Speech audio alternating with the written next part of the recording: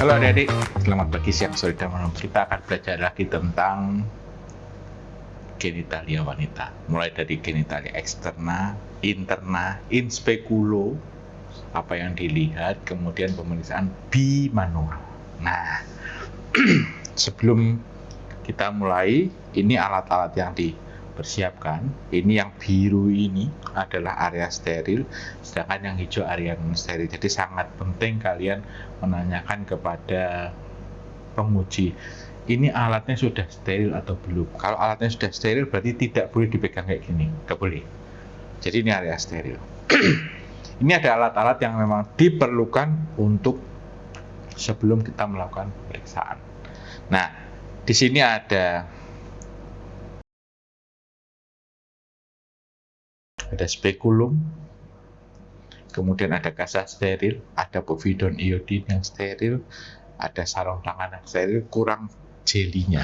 Nah, jelinya ini adalah yang non steril, tapi di dalamnya steril, sehingga kita perlu naruh di sini sedikit. Ini udah steril.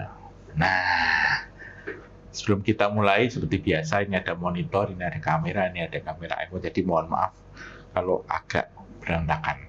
Nah, sebelum kita melakukan pemeriksaan seperti biasa, kita anamnesis, kemudian kita bilang ke ibunya, Bu, izin apakah diperkenankan saya melakukan pemeriksaan ginekologi eksterna dan interna, karena ini menyangkut privasi nih, kita harus memegang dan sebagainya. Kalau sudah oke nih, ibunya diminta tanda tangan, kemudian ibunya diminta duduk di meja ginekologi. Kemudian kita cuci tangan 6 langkah setelah kita melakukan pemakaian APD.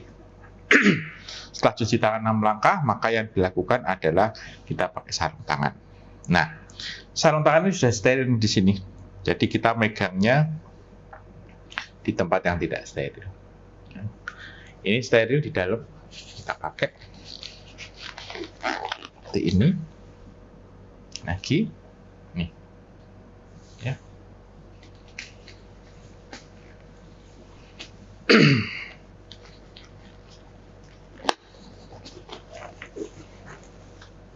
Nah, steril.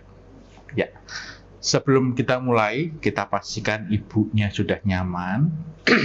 Kemudian setelah ibunya nyaman, maka kita lakukan inspeksi dari luar tentang genitalia eksterna. Nah, di genitalia eksterna itu kita melakukan inspeksi dulu nih. Bagaimana rambutnya, rambut pubisnya dari luar, bagaimana mons pubisnya. Mons pubis itu yang ini, di atas ini.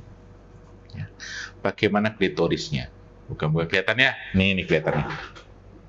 Kemudian bagaimana dengan labia minora, kanan kiri, labia mayora.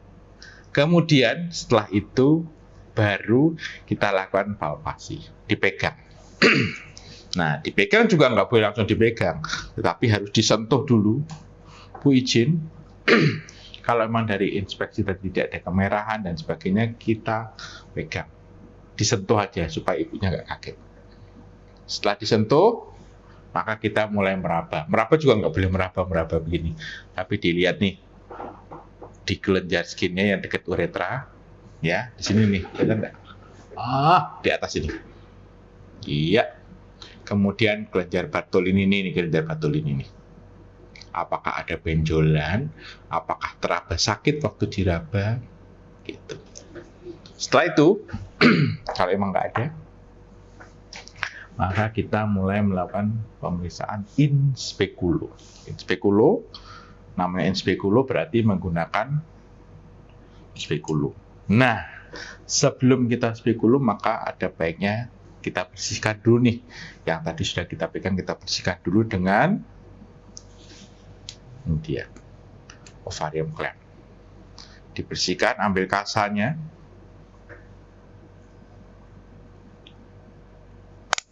Kemudian dimasukkan di povidon iodin, dioleskan dari atas ke bawah. Kemudian dibuang. Sekali lagi, povidone dari atas ke bawah. Jadi nggak boleh diucek-ucek gini. Ya, dari atas ke bawah terus dibuang. Kemudian dikembalikan. Kita lihat dulu apakah ibunya ada ketidaknyamanan, apakah ada reaksi akibat povidone atau enggak. Kalau enggak ada, maka kita melakukan pemeriksaan in speculo. Nah, in speculo menggunakan spekulum seperti ini. Megangnya seperti ini. Nggak boleh begini. Nggak boleh begini. Megangnya seperti ini. Ya. Kita lihat di sini. Nah, sebelum dimasukkan, maka ibunya harus ditunjukkan dulu, Bu, saya mau memasukkan spekulum yang bentuknya seperti ini ya, supaya ibunya nggak kaget. Setelah ibunya setuju, maka kita oleskan jelinya untuk pelumas. Secukupnya, nggak usah banyak-banyak. Oke. Setelah sudah, maka tangan kiri membuka vulvanya. Kelihatan? Nah, tangan kiri membuka vulva.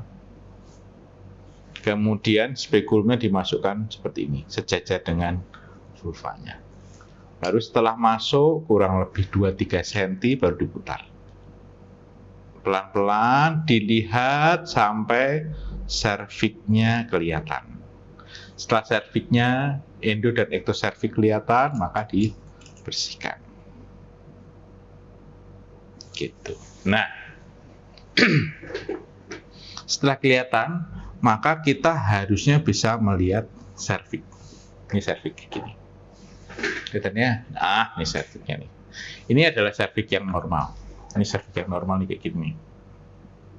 Kalau yang nggak normal, ada keputihannya. Ini ada keputihannya. Mana? Ini ada keputihannya. Kemudian mungkin juga ada perdarahannya kayak gini. Biasanya abortus. Tinggal dilihat nih. OUE-nya, ostium uteri eksternalnya terbuka atau tertutup kayak gini. Nah, kalau terbuka kan berarti abortus incompletus dan sebagainya. Kalau tertutup berarti abortus imminent. Kemudian mungkin juga ada kayak daging tumbuhnya nih. Kelihatan nggak ya? Kelihatan ya. Kayak gini. Nih, ada daging tumbuhnya. Atau ada bintik-bintik putih yang biasanya itu adalah jamur Candida. Atau ada trichomonas kayak gini. Strawberry appearance. Nih. Itu biasanya trichomonas. Atau suatu tanda-tanda peradangan yang berat. Seperti ini. Nah, ini biasanya merupakan suatu pre-kanker. Belum kanker nih, baru pre-kanker. Seperti ini nih. Yang kalau di tes IVA, dia akan positif karena dia akan menyerap cairan yang dimasukkan. Nah, kalau kanker bentuknya kayak gini nih. Ini kanker nih. Iya. Jadi itu yang perlu dilaporkan pada saat kita in speculo. Apakah mulut rahimnya itu atau serviknya mulus, tidak berbenjol-benjol, tidak ada perdarahan, ostium uternya terbuka atau tertutup, apakah ada keputihan atau tidak. Kalaupun keputihan, warnanya apa nih? Hijau, kuning, berbau atau enggak? Apakah ada perdarahan di sini? Apakah ada bintik-bintik merah, strawberry appearance? Apakah ada tanda-tanda curiga keganasan kayak yang ini? Apakah ada tanda-tandanya? Jadi tergantung soalnya nih, kalian dapatnya yang mana. Nah, setelah itu, setelah kita mendapatkan informasi itu, maka kita lanjut ke pemeriksaan bimanual. Ini dilepas dulu. Kembali seperti ini, dikembalikan ke sini. Nah, pemeriksaan bimanual berarti pemeriksaan dua nih, tangan kanan dan tangan kiri. Ya. Nah, sebelum masuk maka kita menggunakan tangan kanan nih. Sedangkan tangan kiri ada di atasnya. Jadi sebelum masuk maka kita akan pakai jeli dulu nih. Masukkan jeli dulu nih di sini. Nah, kita kelihatannya kelihatan oke kelihatan. Nah, waktu memasukkan Jadi ini vulva nih, ya, ini vulva. Yang masuk adalah yang ini dulu. Jadi begini, jari dua ini maka membuka vulva kanan dan kiri, kemudian jari ini masuk ke dalam. Baru diikuti dengan jari yang satunya. Kita periksa nih. Jadi nggak boleh langsung masuk begitu. Ya, contoh seperti ini. Dua kelihatan. Coba dikit. Ya, dibuka dulu. Kemudian jari ini masukkan. Baru jari ini masuk ke dalam. Harus dua, nggak boleh satu. Harus dua yang dimasukkan. Fungsinya apa sih kok fungsinya? Jadi ya, kita pasang dulu.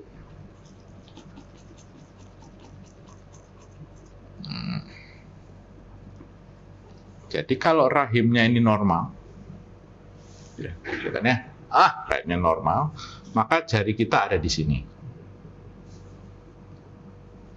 Kelihatan. Nah, jari di sini. Ya.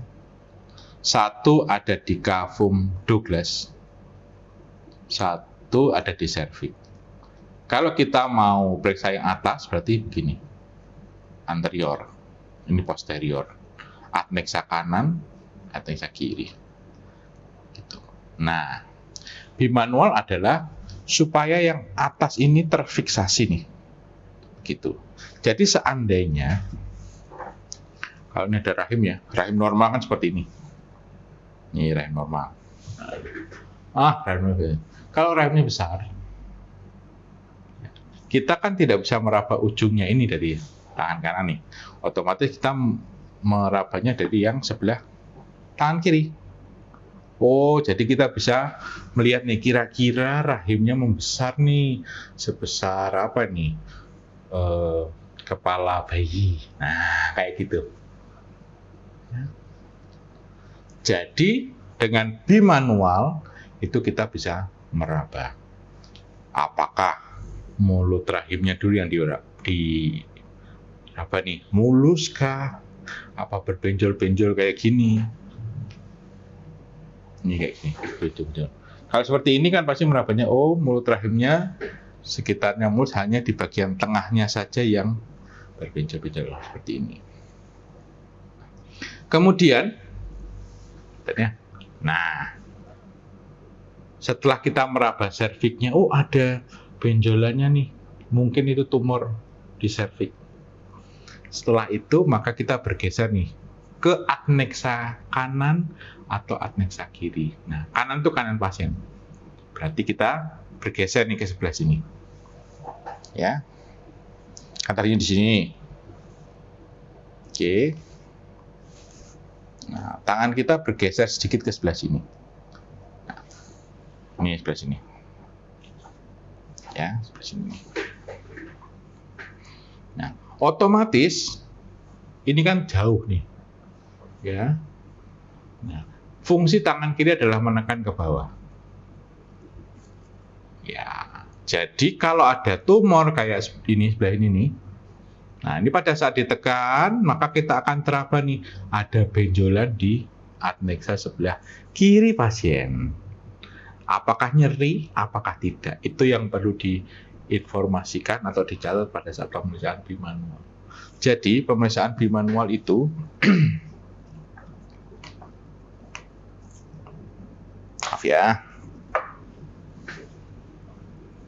Enggak ya. Oke. Dari sini nih, tengah, kemudian kita ke kanan atau ke kiri. Nah, dibantu dengan tangan kanan dan tangan kanan untuk menuntun tangan yang sebelah kiri seperti animasi yang ini. Jadi dua jari ini bimanual, tangan kiri dan tangan kanan untuk merasakan bagian fundus dari rahim dan di adnexa kanan maupun kiri. Nah, setelah itu selesai, maka kita minta izin, Bu, sudah selesai pemeriksaan bimanualnya, izin tangannya saya keluarkan. Tangannya dikeluarkan pelan-pelan, tidak boleh langsung, pelan-pelan. Setelah itu disentuh. Sudah ya, Bu? Nah, setelah sudah, maka kita lepas sarung tangannya, dibuang ke tempat yang infeksius, kemudian kita cuci tangan 6 langkah sampai bilang, Bu, sudah Bu pemeriksaan inspeklo dan bimanualnya, Ibu silakan kembali ke tempat duduk. Setelah itu baru kita cerita nih apa yang kita temukan tadi. Gitu. Jadi itu step by step pemeriksaan genitalia eksternal, internal, inspekulo, inspeksi, pemeriksaan bimanual. Semoga bisa dipahami pelan-pelan, kalian bisa lulus ujiannya. Oke, adik-adik semua. Terima kasih. See you.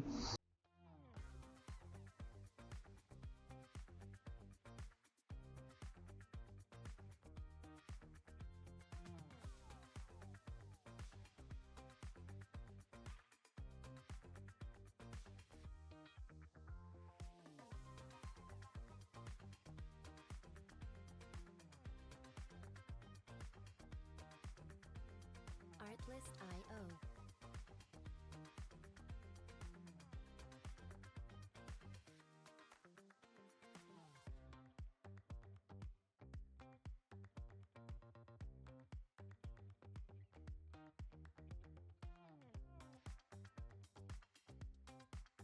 Music licensing reimagined.